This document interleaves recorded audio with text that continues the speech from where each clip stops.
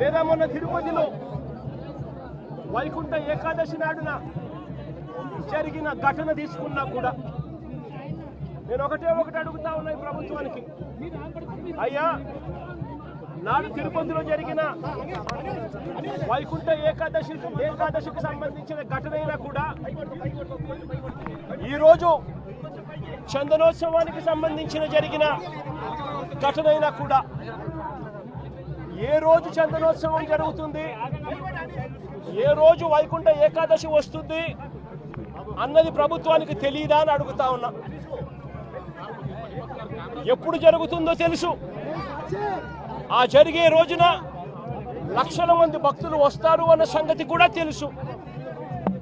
తెలిసినా కూడా కేవలం నిర్లక్ష్య వైఖరితో అనేక మంది ప్రాణాలను బలికొన్నారు. వైకుంఠ ఏకాదశి నాడు తిరుపతిలో 6 మందిని ఇలాగే నిర్లక్ష్యం చేసి పొట్టలు పెట్టుకున్నారు.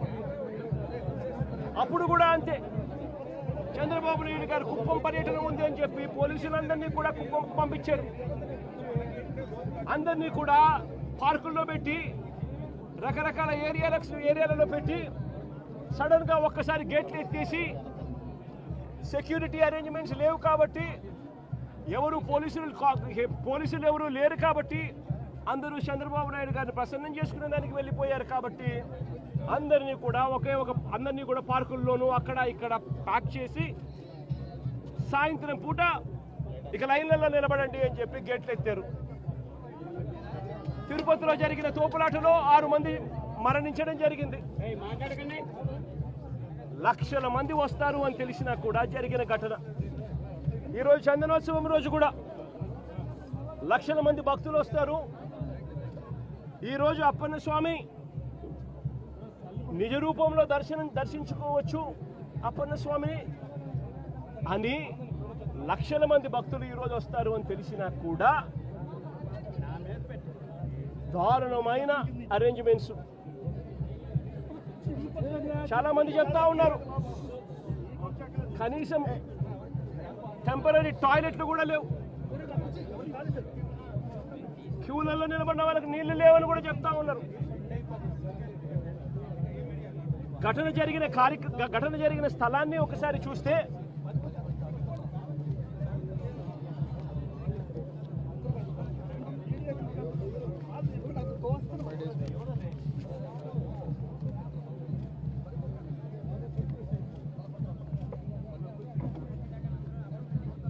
ఆరు రోజుల కిందట గోడ కట్టడం మొదలుపెట్టారు. 6 రోజుల కిందట గోడ కట్టడం మొదలుపెట్టారు. 2 రోజుల కిందట గోడ పూర్తి చేసినారు. 20 మీటర్ల పొడుగు గోడ అంటే 20 మీటర్లు అంటే దాదాపుగా 70 అడుగులు. దాదాపుగా 70 అడుగులు గోడ పొడుగు, 10 అడుగులు ఎత్తు కట్టిన ఈ గోడలో 4 రోజుల్లో ఈ గోడ కట్టారు. ఈ గోడ కట్టే దాంట్లో ఎక్కడా కూడా కాలమ్స్ ఎక్కడా కనిపించవు. రీఇన్ఫోర్స్డ్ కాంక్రీట్ గోడ కట్టాల్సిన